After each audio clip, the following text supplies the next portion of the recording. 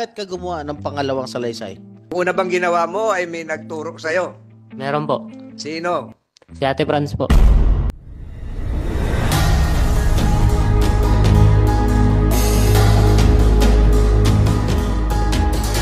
Nasakot daw po ang sabing may gawa nung pag sa mata niya po. Ano? Yung pagsapok sa mata niya po. Di ba umalis ka, no?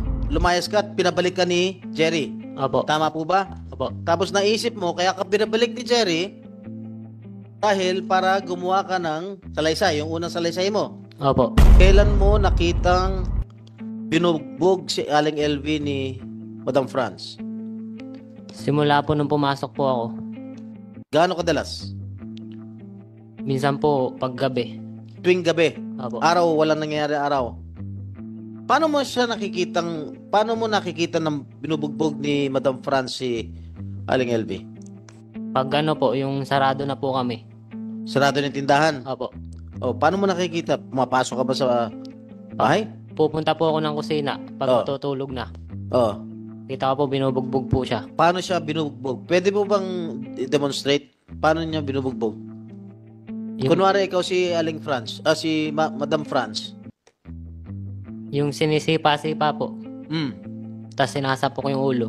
Saan niya sinasapok ang ulo? Sa Suntok, Opo. kamao. Walang instrumento, walang ibang instrumento. Wala po. Gaano kadalas? Araw-araw, gabi-gabi? Paggabi po, pag minsan mainit po ang ulo. Bakit mainit ang ulo niya? Hindi ko po alam eh. Tuwing kailan mainit ang ulo niya? Gabi-gabi? Minsan po, pag ano. So ibig mo sabihin, halos gabi-gabi, sinusuntok niya si Manang LV. Tama po ba ako? Ha? Opo. The permission sa Estrada. Hindi ka umawat? Hindi po. Hindi mo sinabihan. Tama na, ate. Hindi po. Bakit di ka umawat? Takot po. Natakot ka? Bakit? Baka po madamay po ako. Okay, meron kang unang salaysay. Meron kang unang salaysay sa pulis. Itong salaysay na natanggap ko at binasa ko ay pangalawang salaysay mo na ito. Opo. Yung unang salaysay mo, handwritten, sulat kamay mo. Oo. Tama po ba? Opo. Bakit ka gumawa ng pangalawang salaysay? At binabawi mo yung unang salaysay mo.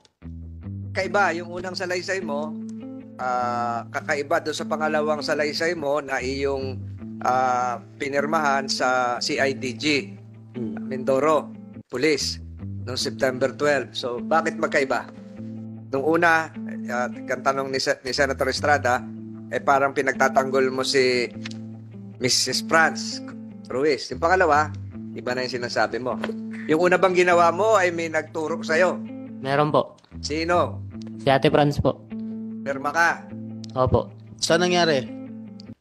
Sa tindahan niya po. Wala kang kopya ng unang salaysay dahil wala kaming kopya rito. Wala po. Anong inilahad mo sa unang salaysay mo? Nailagay ko daw po na si Ate LB napasok po sa kwarto ko. Na Napasok. pumasok si Aling LV sa kwarto mo. Opo. Oh. Tapos, Tsaka po yung naglalagay po nung kalawang sa heater. naglalagay ng kalawang sa Heater.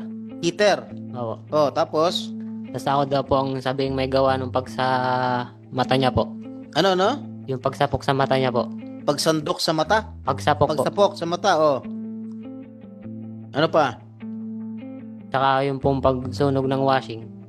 Pagsunog ng Washing po. washing machine. Oo. Ano pa? Lahat yan ay tinuro siya ni Franz. Opo. Ano pa? Meron pa raw naglalagay ng buhok, Opo. pubic hair, sa pagkain. Totoo ba? Siya Hindi. nagdikta nun. Opo. Siya po. Totoo bang meron nilalagay si Aling LV? Wala po. Ano pa? Binayaran ka ba para sabihin yon? Wala po. Walang ano?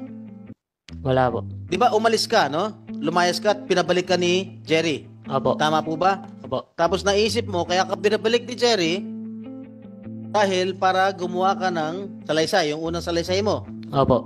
Tama po ba? Opo. Sige, tuloy mo. Ano pang sinabi ni Franz? Yung yun nga po, paglagay po ng buhok sa mga pagkain. So, hindi totoo na doon sa unang salaysay mo na hindi totoo na sinaktan mo o sinapok mo si LV sa mata. Hindi po. Walang katotohanan. Wala po. Hindi mo kahit kailan pinagbuhatan ng kamay si Aling LV. Yung ano lang po, nung dati po, Paano dati? nung ginamit ni Ate Elving basahan po ang damit ko.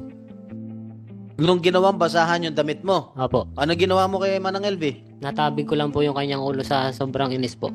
Sa sobrang inis. Opo. Hindi magresulta ng pagkabulag ng kanya mata, yung pagtulak mo, pagtabig mo. Hindi po.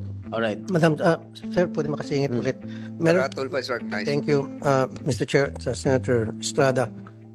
Dito sa sinumpang salaysay ulit ni Dodong sa pang-5 na paragraph, fifth paragraph, sabi rito, nakita ko po nasaksiyan na maraming beses na po na sumusukan sa mga ginagawa sa kanya ni na Mrs. Ruiz, Patrick at JM.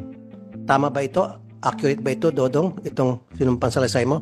Na nakita mo, sumusukan si Manang LB dahil sa ginagawa itong Ruiz na ito at mga kasamahan pa ninyo kasama si JM. Dito yan. Tama o mali itong statement mo? Tama po. So, ibig sabihin, si JM kasama sa nananakit kay Manang LV? Po, hindi ko alam po eh. Hindi, sabi mo kasi rito, nasaksiyan mo, ito, nasaksiyan mo maraming beses po na sumusuka ng LV dahil sa mga ginagawa sa kanya ni na Mrs. Ruiz. Sino tong Patrick na to? Ikaw. So, ang sinasabi ngayon mo, Dodong, si Ruiz, Mrs. Ruiz, and then yan si Patrick, at saka si JM, nasaksiyan mo, nananakit kay Manang LV hanggang sa sumuka siya ng dugo. Dito to. Accurate ba to o tinutusan ka lang na? Wala lang po. If I may interject, Senator Tulfo, ang nakalagay dito, wala po silang pakialam.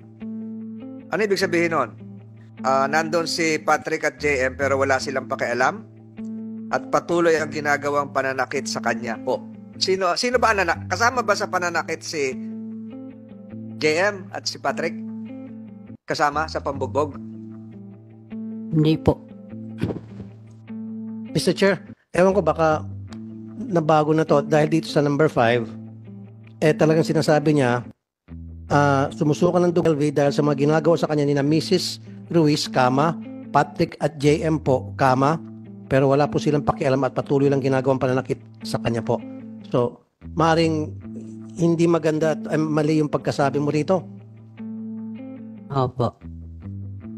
Okay. Sino ang nanakit? Si Fran po. Yung si Patrick at JM, napapanood lang. Opo. Nanakit din sila. Nanakit din sila kasama? Hindi po. Okay. So siguro next time pag gumagawa po sila ng ganito silang pansalaysay, Mr. Chair, dapat meron silang abogado sa tabi nila. There should be a counsel that telling them na kung ano talaga yung mga dapat nilang sabihin o ma-screen kasi dito baka maipit sila bandang huli.